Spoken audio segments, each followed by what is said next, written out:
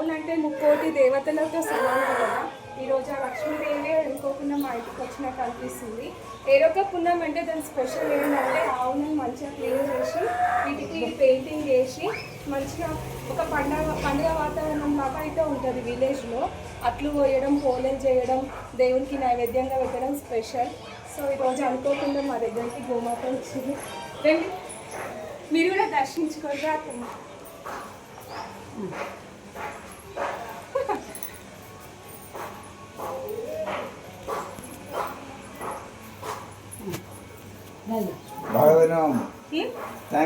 వ్యవసాయదారులు అంటారు ఇట్లా ఎట్లనో మంచిగా అలంకరిస్తారు.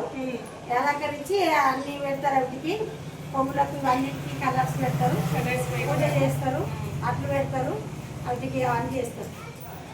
రోజు మూగలు కడతారు, గజ్జలు కడతారు. ఇక్కడ పై లోపల గజ్జలు బయట తీసి కడతారు. ఈరోజు మళ్ళీ చెప్తారు, టేస్ట్ చేస్తారు. కొత్త జనాన్ని అలా మంచి మన్ను ముగ్గులేసి ఆవు ఎత్తులో కడతారు. ఆవులు కడతారు. ఇట్లా కట్టి పూజ చేసి మంచిగా మొక్కించుకుంటారు. మొక్కించుకొని ఆవులకు మీకు పండుగ పెట్టినాక పూజ పెట్టినాక మనం భోజనం చేస్తాం.